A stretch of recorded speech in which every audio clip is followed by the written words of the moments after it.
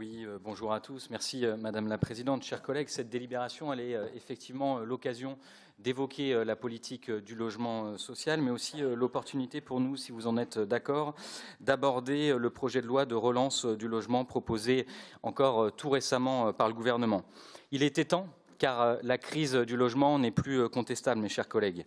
Elle est évidemment documentée, massive, elle s'installe dans la durée. En France, ce sont 2,6 millions de ménages qui attendent un logement social. La production, quant à elle, s'est effondrée sous la barre des 300 000 logements autorisés en 2025 et près de 4,2 millions de nos concitoyens sont aujourd'hui mal logés. Mais cette crise, nous ne la regardons pas de loin. À Nantes Métropole, elle se vit aussi concrètement. En témoigne la liste d'attente pour accéder à un logement social ou encore les délais d'attribution beaucoup trop longs. Dans ce contexte, certaines annonces du gouvernement peuvent sembler aller dans le bon sens, notamment les sujets de relance de la rénovation urbaine. Mais elles interviennent après plusieurs années, cela a déjà été évoqué, de décisions qui ont objectivement fragilisé le secteur du logement social. N'oublions en effet jamais les effets délétères de ces politiques nationales, à l'image de la réduction du loyer de solidarité qui représente plus d'1 milliard d'euros prélevés chaque année sur les bailleurs sociaux. C'est ces millions d'euros, ces milliards d'euros qui manquent effectivement pour plus de maintenance, plus de rénovation et plus de construction. Certaines orientations de ce projet de loi appellent à la vigilance, mes chers collègues. Sur les passoires thermiques, d'abord. Permettre leur remise sur le marché peut répondre à une urgence quantitative, mais cela ne peut pas devenir une solution durable.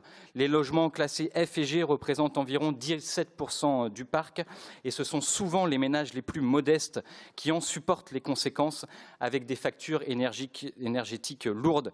L'objectif de rénovation ne peut pas être repoussé, il doit être enfin rendu possible. Mais le point le plus structurant concerne l'attribution des logements sociaux eux-mêmes. Aujourd'hui, ce système repose sur un équilibre entre les bailleurs, les collectivités et l'État. Le préfet dispose notamment d'un contingent d'environ 30% des logements qui permet de répondre à des situations prioritaires dans une logique d'équité nationale.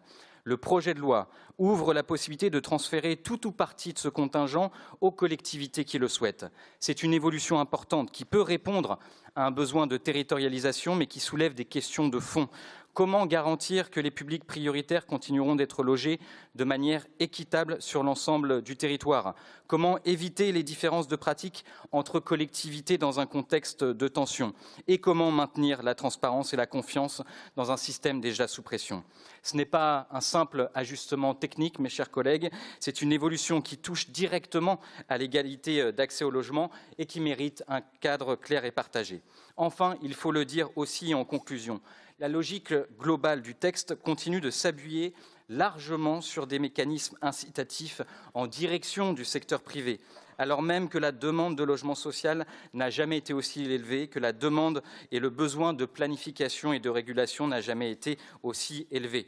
À Nantes Métropole, nous sommes pleinement engagés pour produire davantage, pour rénover plus vite et garantir un accès équitable au logement.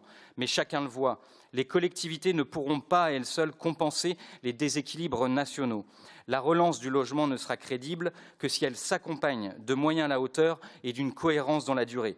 Cela suppose aussi de tirer les leçons des politiques passées face à une crise de cette ampleur. Il ne s'agit pas seulement d'aller vite comme le veut le gouvernement, il s'agit d'aller juste et de tenir un cap clair. Je vous remercie de votre attention.